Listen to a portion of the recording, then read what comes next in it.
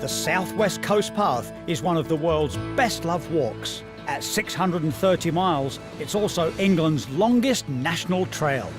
It's not for the faint-hearted. This can be challenging walking. But boy, is it worth it! I'm Paul Rose, and I've explored the world. But although I love the Southwest Coast, I've never actually walked its path. Until now. In this series, I'll be discovering adventure at every turn. Wow! We're flying, buddy! How big of a cliff is it? High enough to make your knees wobble. I'll be discovering wildlife and wild traditions. Now that's what you call an entrance.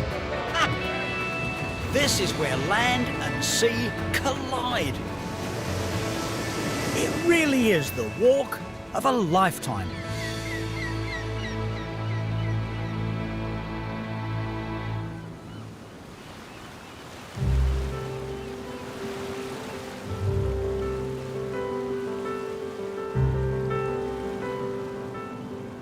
In this episode, I'll be exploring the rolling South Devon coastline.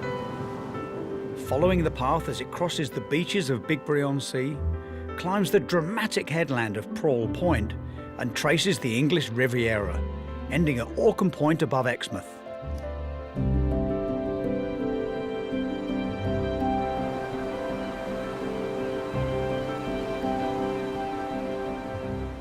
My starting point is the only city on the path, Plymouth.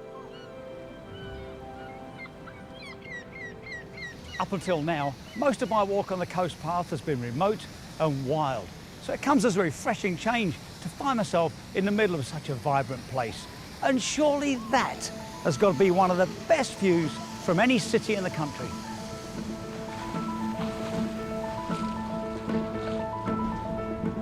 Plymouth and its sound have played a key role in our maritime history.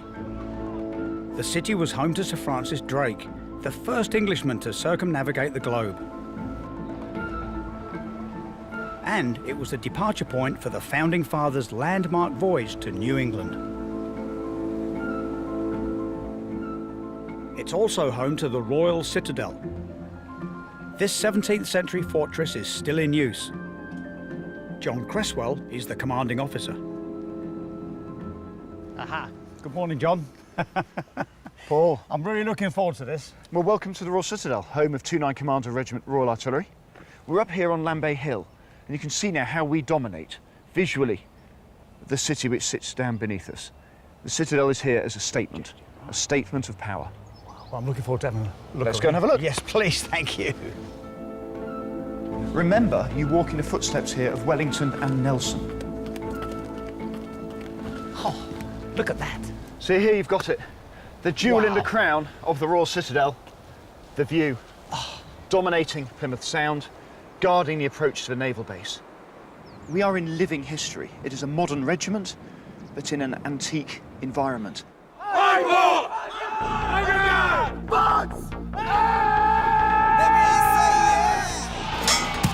350 Marines live in the Citadel. Today, they're in training.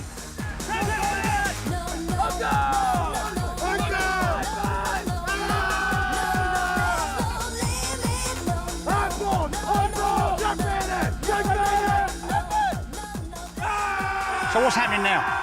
Right, this is bayonet training. What the men are doing is focusing their aggression, close quarters fighting with the enemy, good commando spirit, hard stuff.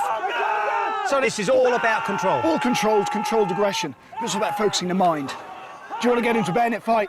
No, but you carry forward. You go forward to the enemy, aggressive, head first. That's what they're doing. Well, I doubt I can have a go at this, but what else can I do? Let's go. Right, great. Right, here we go. This is the entrance to the heart. Right, I'm in. Great, what do we do? Right, what we're going to do is lean back and work your way down holding these knots. Off rope. Great stuff, Paul, off we go. The Citadel walls feel every bit as high as they look. Wow.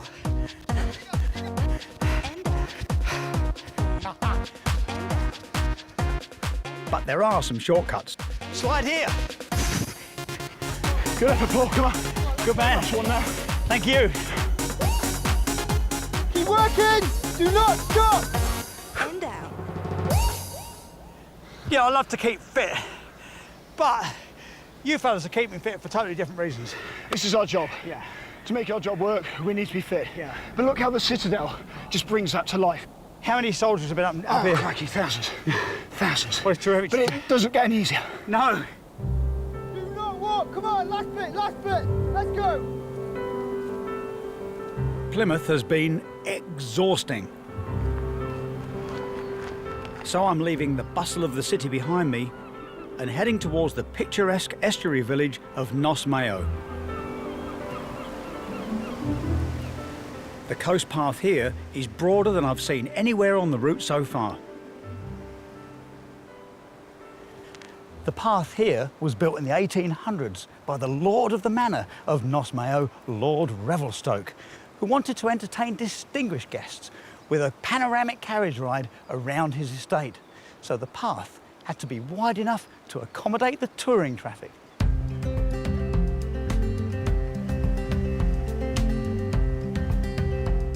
I'm heading a little further along the path to my next stop off, Burgh Island.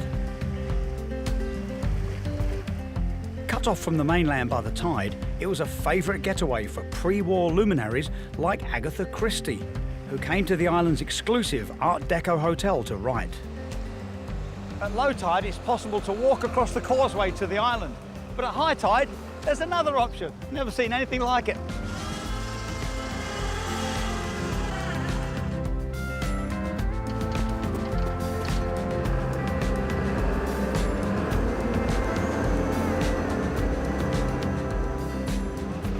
Some people make the trip to visit the welcoming Pilchard Inn, and others to go to the top of the island for the far-reaching views.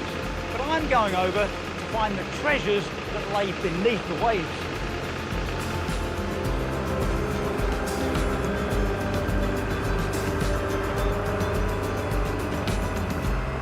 All right, Maya. Marini College's Maya Plass knows the waters here like the back of her hand. She's going to give me a snorkelling tour around the island. We've got the day for it, Maya. We have. It's amazing, isn't it? And we've got the right tide. It's just coming up to the slack tide, which is when it's at its highest. You've got least current then as well, so it's perfect conditions today. We're going to get most of the way around the island? Yeah, the whole way. We can do it. It's not that far. So it's slightly deceiving because here it looks very, very calm. But there are times when around the back of the island, suddenly you get a lot of swell and surge. So you do have to know the island well to be able to do the swim. It's absolutely stunning. And it's what's beneath the waves as well that's as beautiful as what's above too. Well, you're already geared up. I'm standing here in my dry clothes. I need to get ready. Yeah, get kitted up and tide waits for no man. Okay, let's go, yes.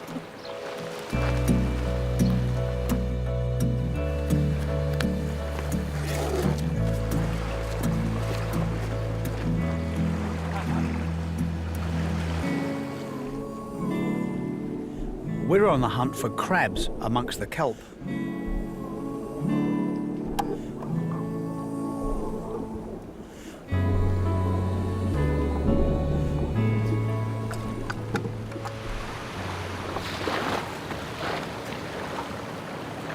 Oh, well done, Maya. I knew you'd find the first one. Yeah, so this is a female spider crab. Oh, she looks great. Yeah, she shares my name as well. Her scientific name is Maya. Maya Squinado. I like that. Yeah, and they're very good at curling their legs up, so you don't end up getting caught. Yes. Let's keep going. Let's do it. Let's do it. I'm going to put this back safely first. Okay, I'll follow you.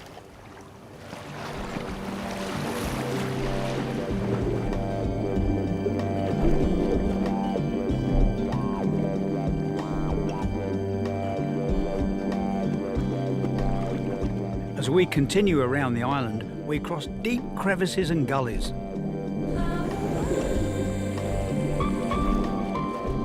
It's a world normally hidden from view.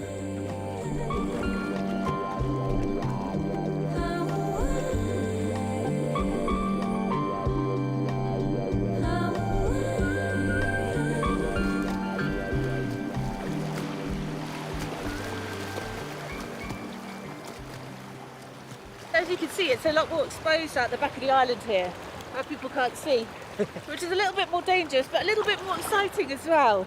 It feels great coming through. There's a lot more energy on this side, isn't there? There is, yeah. It's just that little bit more exposed. I like it though, because feeling the squirt of the waves through these gaps. Yeah. That's a good feeling. It's giving us a good lift, isn't it? Yeah, it's great. There's lots of sort of bubbles as you go past gullies, and it's like being in your own jacuzzi.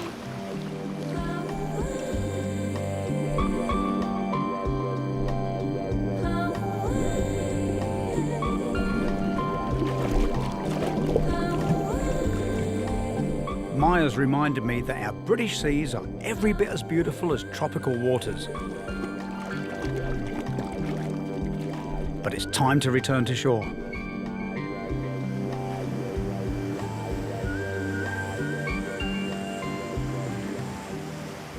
So that's it, we swam around the island. That was great fun, I really enjoyed it. Well, it's absolutely great. I mean, I knew it was going to be fun. And I was bursting to do it, but I didn't realise just how beautiful it was going to be. It's stunning. Thanks a lot, No, Maya. thank It was you. really great.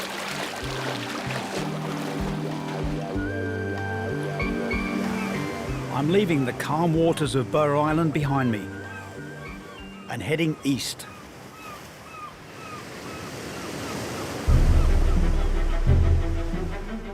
The coast path's position makes for great views, but it also puts it at the mercy of the elements.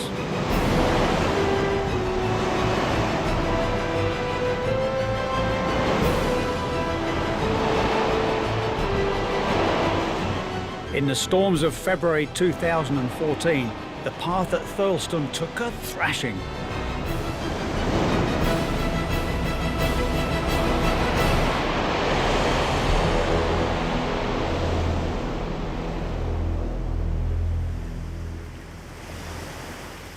When freak weather strikes, it's down to people like Esther Pearson from the South West Coast Path Association to pick up the pieces. So you can see where the road used to go. Yep. And the South West Coast Path used to travel on the side of the road.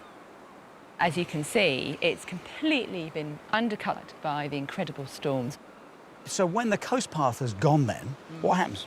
Well, it depends. So in this situation, we were really fortunate because the landowner here, the golf club, permitted the coast path to be rolled back. Now, if they had not supported that, then of course the path would have been closed for a very long time and perhaps even diverted along the road and a really long way away from the coast. You know, you could be excused for thinking, well, it's just a path. It'll take care of itself. Yeah. And this is the thing. We know it costs a minimum of £1,000 a mile. That's 630 miles. So £630,000 a year just to keep the path open without events like this. Well, £630,000 is a lot of money. But look what we get for it. Amazing. It's an incredible asset. It's so beautiful. Well, Poppy's itching to get going, so should we show you a bit more? Yeah. Come on, Poppy. Just around the corner is an important wildlife reserve. We're about to go over the longest footbridge on the South West Coast Path. Esther and her team have created a walkway here to reduce the impact of the path on the wetland.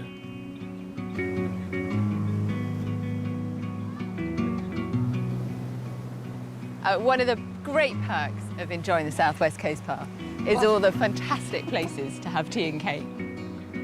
This is just exactly what we've been looking for. This is ideal. How wonderful. This is, I think, the best lemon drizzle cake on the South West Coast Path. Okay.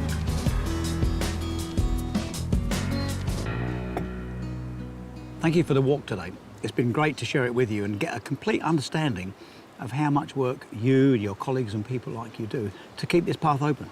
Well, it's all supported by the people who love the path. And the association really just helps to give them a voice and make sure that the path which they love is looked after and kept open. Long may it continue.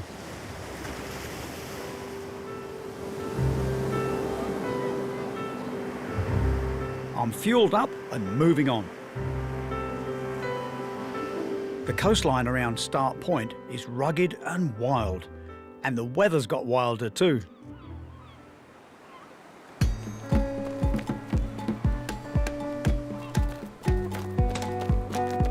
But that doesn't put off athlete and adventurer Jason McKinley. He's training for the biggest run of his life. What is it you're setting out to do? I'm trying to run the entire Southwest Coast Path, Minehead to Poole, the full 1,000 kilometres, in as fast as I can, around 10 days, hopefully. It's a big challenge, you know, 1,000 kilometres in 10 days. Plus, it's not flat, it's up and down. Yeah, a little known fact, collectively it takes in around about 4 times the height of Mount Everest, so it's pretty steep. Jason already holds the world record for rowing around Great Britain and has completed marathons on Mount Everest and in the Sahara. But this Coast Path run is the challenge dearest to his heart. It feels like a great way to celebrate the path. Oh, it is, and it's giving a little bit of something back to a place which I'm so grateful to live.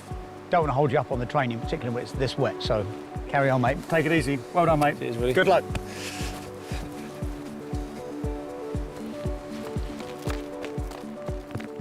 What Jason's attempting is incredible. But I'm continuing on the path at my more leisurely pace. I'm headed for Kingswear, across the Dart estuary.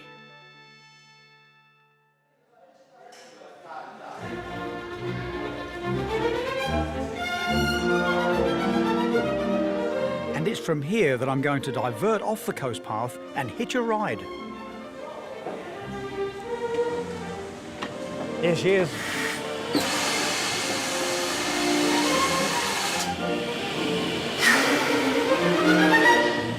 All right, Barry, you all right, mate? Good morning. I understand I might be able to get on there. Might indeed, yes. Welcome, come aboard. Yes, please. Thank you so much. My dream come true, really. What do I need to do? Right, first of all, dust coat. Oh, yeah. Just to keep the dust off. Doesn't say driver on it. Oh, well, that's because I'm the driver and you're not yet.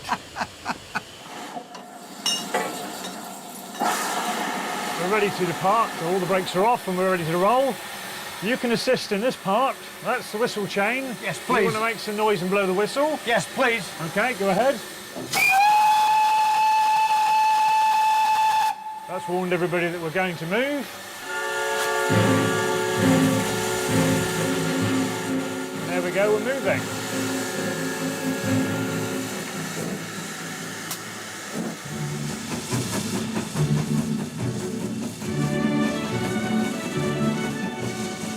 Unlike a modern engine, this thing feels like a living, breathing beast. Yes, in some ways it actually is. There is fire that's burning, requires oxygen, so the fire's alive. The engine is now exhausting, so you can hear the typical chuff-chuff of a locomotive. The Dartmouth and Torbay Railway opened in 1864, originally to transport goods like coal from Kingswear to Torquay. Then, in 1876, it was taken over by Brunel's Great Western Railway and started bringing visitors from London seeking a seaside holiday in South Devon.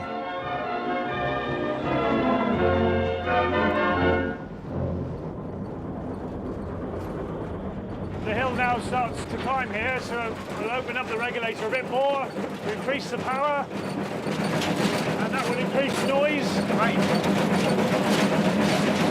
It feels as if we're going about 150. The faster it goes, the more coal it needs. So it's all hands on deck. Yeah, drive, go. Great.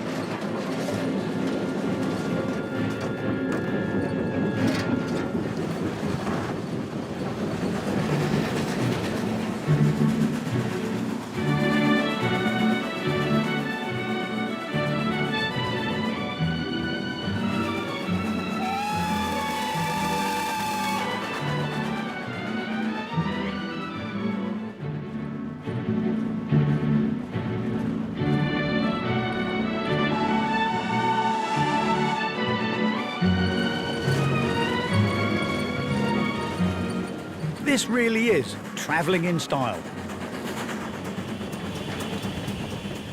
Where are we coming into now, Barry? This is Churston Station. This is the highest point on the line.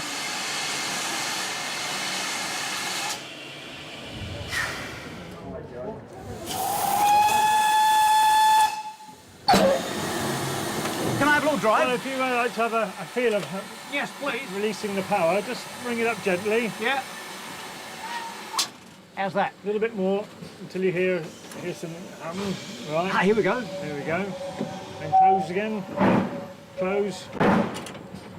Oh, it doesn't take much, does it? No. Don't want to accelerate too much here because leaving the platform Okay. is a 10-mile-an-hour speed limit through here. Right, So don't get a speeding ticket. And again, open it a little bit to just keep the momentum going. This feels absolutely great. I'm driving a steam crane. You got the best office in the UK, mate. It's very nice. It's a great view at the best of times, but it's very, very special from the footplate of a steam train, let me tell you.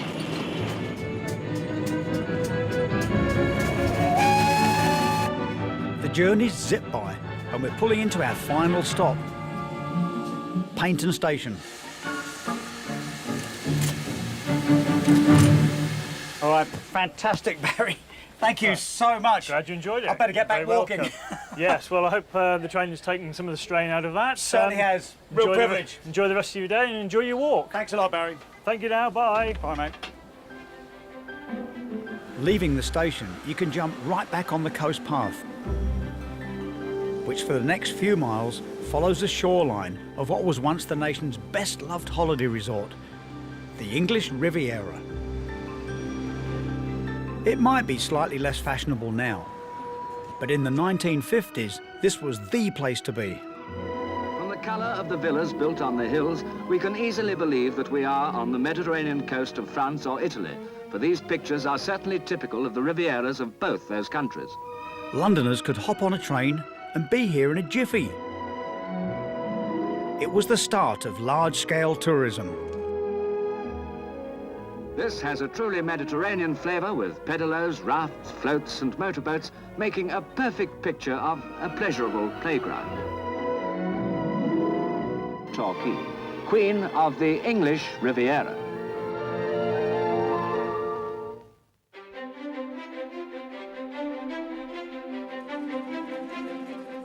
The railway is a constant feature alongside the coast path.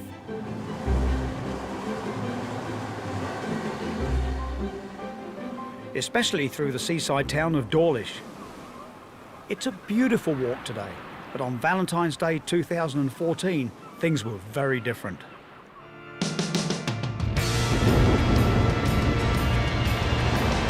The same storms that destroyed the path at Thurleston severed the train line that connects the southwest to the rest of the country.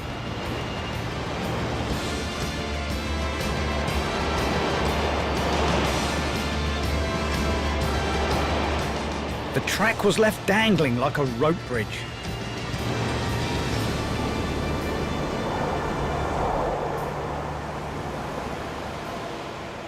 It took 2 months of round-the-clock emergency engineering works and £35 million to repair the track.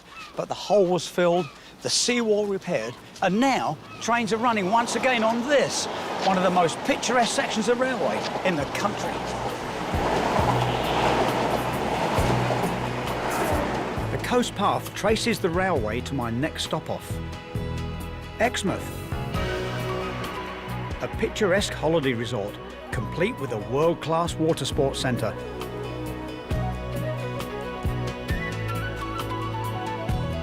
I'm jumping off the path to take a trip on one of the RNLI's newest lifeboats. Steve Hockings-Thompson is the coxswain. Well, it's great to see you here, Steve, and I'm particularly excited to get an insight as to what really goes on. Yeah, well, you've come to a brilliant station. I mean, you're really lucky that this evening you'll get the chance to go on the Shannon-class lifeboat, the newest lifeboat in the RNLI fleet. And this new boat must make an enormous difference to you. When we go to sea in the Shannon, you know, we know that we're really safe. You know, we can go twice the speed so we can get there quicker. Well, I'm super keen that I can get an inside look at this. What do I need to do now? We need to get you some kit sorted out and then make our way onto the boat.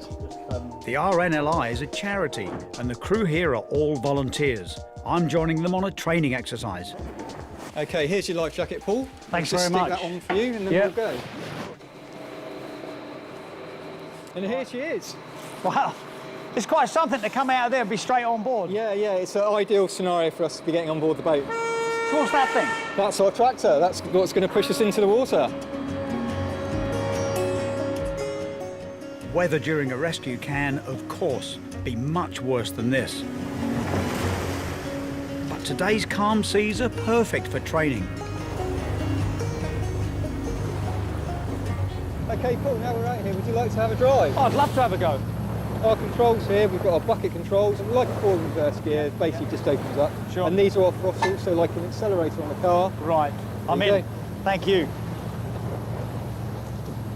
Right. Okay, so forwards on the buckets So, first. forward on those. All the way forwards, yeah. Okay, Right, and which if we way? steer a course just down this way, Right. Well, it's towards just the building. the whole thing, everything feels incredibly light. Everything's close to hand, very light on the helm. Wow. Can we go a bit faster? Yeah, we can go a bit faster, yeah. Put the throttles forwards.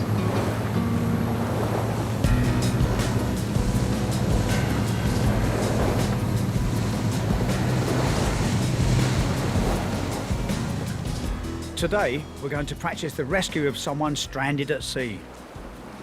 The crew member then goes over the rail, making sure that he's attached with the harness line, and steps down onto the tow rail. Right. And as you can see, you can hang there quite nicely, and you can actually grab hold of the casualty as we come up to them. So my job will be to go where James is. Yep, When you're alongside the casualty, yep, get the casualty and slide this over the casualty's head. that's correct, Put it yeah. under the arms. Yep. This dummy is our casualty. Man overboard! Okay, guys, we can get ready for the recovery. Oh yeah, I'm on. Okay, coming up to the casualty. Oh yeah, there he is. Got him. And this goes over his head, under one arm. Okay. He's all right? There he is. He's a bit heavier than when he went in. Well done, guys. You know, we recovered the person from the water. Well done. What a difference if this didn't exist and you were just trying it over the side of the conventional lifeboat. This means saving people's lives, doesn't it? We know it works, and great. it's proved its job. It's been a real privilege to see these dedicated volunteers in action and to find out how much work goes into keeping users of the sea safe.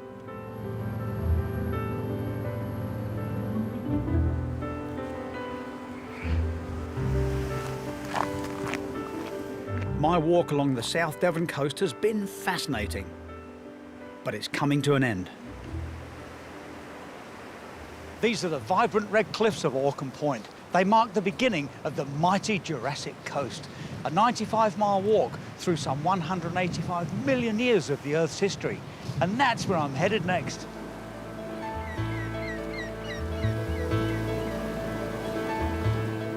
Next time on Coastal Path, I'll be walking my final stretch. Look at that one. That's perfect. As I discover prehistoric treasures. We've got a little gold mine going on down here. Yes. Look, there he is. And welcome new life. Boy, that's a beautiful looking chick.